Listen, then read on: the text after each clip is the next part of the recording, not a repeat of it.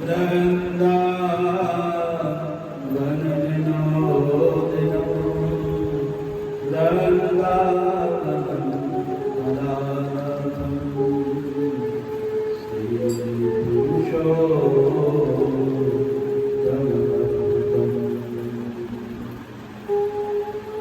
नारायणं नमस्कृत्य नरं चैव नरोत्तमं देवीं सरस्वतीं व्यासं ततो जयमुदीरये। ॐ मञ्जरीधरसम्भूतो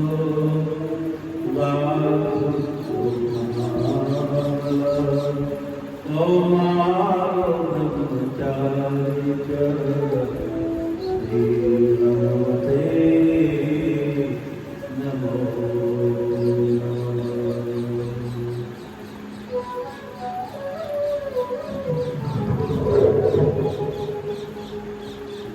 बोलो श्री राधा पुरुषोत्तम भगवान की जय।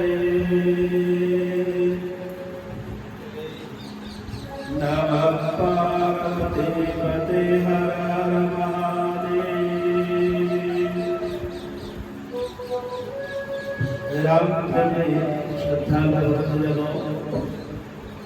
श्रद्धा वात्सल्यमयी माता बहनों,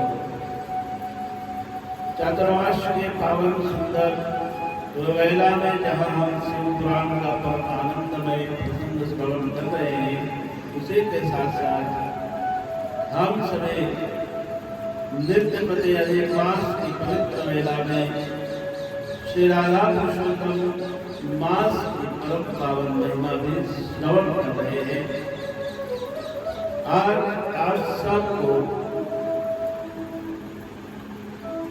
राधा श्री पुरुषोत्तम भगवान की महिमा से 15वें अध्याय का सुंदर प्रसंग श्रवण कराने जा रहे हैं। सूतजी और शौनक जी महाराज का बड़ा सुंदर पावन संवाद है। राजा रणधनवा का बड़ा परम सुंदर प्रसंग यहाँ पर श्रवण कराया जा रहा है। वाल्मीकि और राजा रणधनवा के आपस में दोनों में बहुत सुंदर चर्चा हो रही है और बड़ा सुंदर संत समागम चल रहा है। सदगुरु को एक शब्द तो मन कोई देवी मान, तो सहज होते संतदास मुश्किल से आसान।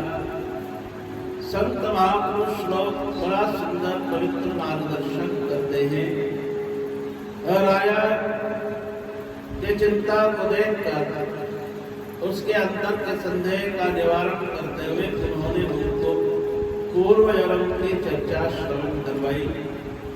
बालक मुनि ने कहा कि राजा, आप ताम्रपर्णी नदी के किनारे परम सुंदर नगर है, वहाँ विप्र के आप ब्रह्म देवता के ब्राह्मण देवता के सुदेव राम के पुत्र हुए हैं और बड़े सुंदर गौतमी नाम की सुंदर स्त्री तुमको प्राप्त हुई। तुम्हारा जीवन जो है बड़े आनंद के साथ व्यतीत हो रहा है। भगवान का दिया हुआ तो बहुत कुछ है, लेकिन एक चीज नहीं है और वो है पुत्र नहीं है। और पुत्र की कामना से तुम बड़े व्याकुल रहे, सुदेव बहुत व्याकुल रहे। लेकिन पत्नी ने जब उन्हें समझाया तो उन्होंने एक नहीं, दो नहीं, 1000 नहीं, 2000 नहीं, 4000 वर्ष तक उन्होंने दौड़ तप किया ताम्रपर्णी नदी के किनारे पर। और इसके फलस्वरूप चतुर्भुज नारायण भगवान श्री के सामने प्रकट हुए और उन्होंने जो है उनसे कहा कि राजा सुदेव, ब्रह्मदेव, तुम्हारी तपस्या से मैं बहुत प्रसन्न हुआ हूँ। तुम मुझे जो है तुम्हारी सब तपस्या से तुमने मुझे प्रसन्न कर दिया है। बोलो तुमको क्या चाहिए। ब्राह्मण देवता जिसके भीतर में बहुत अरमान रहे हैं पुत्र को लेकर के कि मुझे पुत्र होना चाहिए। पुत्र के पीछे वो कितने कितने अरमान संजो करके बैठा हुआ था। भगवान श्री के सामने उसने स्पष्ट रूप से साफ कह दिया कि प्रभु अगर आप मुझे देना चाहते हैं, वरदान ही देना चाहते हैं, तो प्रसन्न ही आप मेरे पर हो गए हैं, तो प्रभु बस एक ही चीज मांगता हूँ, वह बहुत सुंदर श्रेष्ठ जो है बढ़िया पुत्र आप मुझे प्रदान कीजिए। ये बात सुनते ही जो है भगवान से हल्के से आंख मूंदते हैं और मुस्कुराते हुए उसकी तरफ देखते हैं और कहते हैं कि विप्रुदेव, तुमने बहुत मेहनत की है, परिश्रम किया है, तपस्या की है, प्रार्थना की है, स्तुति की है मेरी, लेकिन एक बात मैं तुमसे कहूं कि जिस चीज की तुम उससे कामना कर रहे हो, लेकिन मैंने तुम्हारे हाथ के पटल पर अच्छी तरह से पढ़ लिया है, देख लिया है, कोई भी एक ऐसा अंग उसमें नजर नहीं आया जिसमें मैं ये कह सकूं कि तुम्हारे भाग्य में पुत्र है। तुम्हारे भाग्य में तो जो है कहीं से कहीं तक पुत्र लिखा हुआ ही नहीं है, मैं तुम्हें पुत्र कैसे दे सकता हूं? भाग्य बिना पावे नहीं, भाग्य में लिखा होता है वही प्राप्त होता है, तुम्हारे भाग्य में पुत्र नहीं है। ये बात सुनते ही जो है वह जिसके लिए मेरे भीतर में इतने बड़े अरमान संजो रखे कि मुझे पुत्र होना चाहिए, मैं पुत्र को ऐसा करूंगा वैसा करूंगा, तमाम प्रकार की विचारधारा उसके भीतर में, लेकिन वह एकदम से धरती के ऊपर बेहोश होकर के गिर पड़ता है और उसे होश ही नहीं रहता है। होता है स्वाभाविक है, था जिगर पर एक फफोला सा पड़ा, इसीलिए बहुत सुंदर कहा है सज्जनों, था जिगर पर एक फफोला सा पड़ा, फूट करके वो अचानक बह गया, हाय था अरमान जो इतना बड़ा जो बूंद बन करके खाली रह गया। मेरे भीतर में क्या क्या अरमान मैंने संजो रखे थे पुत्र को लेकर, लेकिन आपने ये कैसी बात कर दी दीन दयालु। हे सर्वेश्वर है सर्वरक्षक कहो, आपने तो सीधा ही कह दिया कि मेरे किस्मत में पुत्र ही नहीं। स्वाभाविक है, स्थिति बिगड़ना स्वाभाविक है। उसकी दशा देखी तो गौतमी पत्नी है, वह उसके पास में पहुंचती है, उसको सचेत करती है, छींटे लगाती है, उसमें चेतना आती है और वह आंखों में आंसू लिए रहती है, नेत्रों से अश्रुपात उसके निकल रहे हैं, बह रहे हैं और वह हाथ जोड़ करके कहते हैं कि स्वामी आप बिल्कुल धैर्य रखें, जब किस्मत में ही कुछ नहीं है तो फिर हम क्या कर सकते हैं। लिखिया लेख ललाट का और मैं सके नहीं रहा, मैं कोई अचरज नहीं, सब समझ किया है काम। जब किस्मत में नहीं लिखिया, ललाट के ऊपर जो लिखा हुआ है उसको परमात्मा भी नहीं बैठ सकते। भगवान स्वयं कह रहे हैं कि तुम्हारे भाग्य में पुत्र ही नहीं है। उधर गरुड़ जी महाराज इसके ऊपर बैठ करके प्रभु पधारे हैं।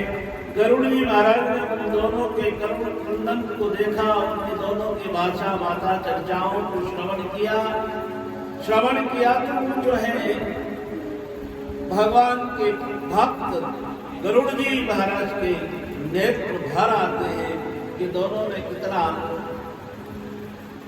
तपश्चरण किया है। ये पत्नी कितनी अच्छी है जो अपने पति को समझा रही है। भगवान ने कह दिया कि तुम्हारे भाग्य में नहीं है, उसके भीतर से ये भाव निकल रहे हैं कि लिखिया ले ललाट का मैट सके नहीं राम, और मैटे तो अचरज नहीं, लेकिन सब समझ किया है काम। लेकिन ये जो परमात्मा उन्होंने उनकी तरफ देखा गरुड़ जी महाराज ने और हाथ जोड़ करके कहा कि प्रभु आप ईश्वर कहते पुकारते हैं और मैंने सुना है कि ईश्वर वही होता है जो कर्तुम अकर्तुम अन्यथा कर्तुम समर्थ स ईश्वर, अनहोनी को होनी कर दे, होनी को अनहोनी कर दे, और यह क्षमता जिसमें होती है वही परमात्मा होता है, वही ईश्वर होता है। इसलिए आप तो स्वयं ईश्वर हैं और आप जो चाहे वो कर सकते हैं। आप दीन वत्सल हैं, दीन दयालु हैं। मैंने सुना है कि नाथ का नाम दयानिधि है और दया भी करेंगे कभी न कभी। आप तो दयालु है, दयानिधि है और आप चाहे तो जो कुछ चाहे वो कर सकते हैं। आपके सब हाथ में है। फिर क्या था, उनकी बात को, गरुड़ की बात को सुना। भक्त और भगवान में कोई अंतर नहीं होता। हमारे यहाँ विचार सागर में भी यही बात कही है, भक्तमाल में भी यही बात कही है कि भक्ति भक्त भगवंत गुरु चतुर नाम बपुए, जिनके पद वंदन किए और नासत भक्त में और भगवान में भी यहाँ कोई अंतर नहीं बताया है। इसलिए भक्त की भाषा, भक्त की वाणी भगवान की होती है। इसलिए उन्होंने कहा, उनकी बात को सुन करके उसने हाथ जोड़ करके कहा, प्रार्थना की महाराज कृपा करो। आप बस समझ गए इस बात को कि मैं इसकी तपस्या से बड़ा प्रसन्न हूँ, इन दोनों के भाव विचारों से भी बड़ा प्रसन्न हूँ। तुमने जो बात कही है इसको सुन करके और मैं चिंता मत करो, चिंता मत करो, मैं इसको जो है बहुत सुंदर पुत्र प्रदान करूंगा। और उन्होंने जो है तो उनसे कहा कि सुदेव, ब्रह्मदेव चिंता मत करो, मैं आज तुमको जो है भले से तुम्हारे भाग्य में नहीं है, लेकिन तुमने जो है मेरी आराधना की, मेरी प्रार्थना की है और मैं जानता हूँ कि परमात्मा की प्रार्थना कभी खाली नहीं जाती है। इसलिए मेरा यही कहना है कि मैं तुम्हें वरदान देता हूँ कि तुमको सुंदर गुणज्ञ और दिव्य जो है पुत्र तुमको प्राप्त होगा, ये मेरा वरदान है। इतना कह करके भगवान वर दे करके और वहां से अंत ध्यान हो गए, प्रस्थान कर गए। इसी के साथ जो है ये 15वें अध्याय यहाँ पर विराम लेते हैं और 16वें अध्याय का सुंदर प्रसंग हम आपको आने वाले समय में श्रवण करवाएंगे। गोविंद बोलो हरि गोपाल गोविंद बोलो हरि गोपाल बोलो, गोविंद बोलो हरि गोपाल बोलो, गोविंद बोलो हरि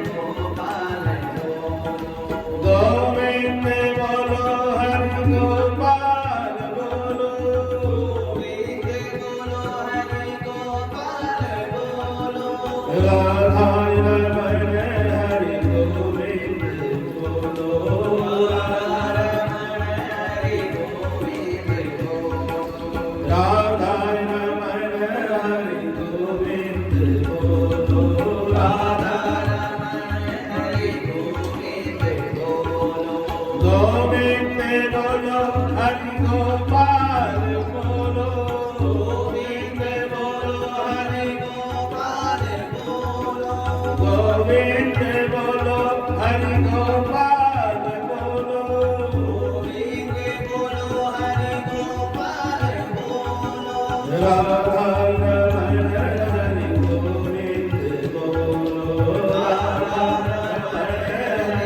गोविंद बोलो, राधा रमण हरि गोविंद बोलो, राधा रमण हरि गोविंद बोलो, राधा रमण हरि गोविंद बोलो।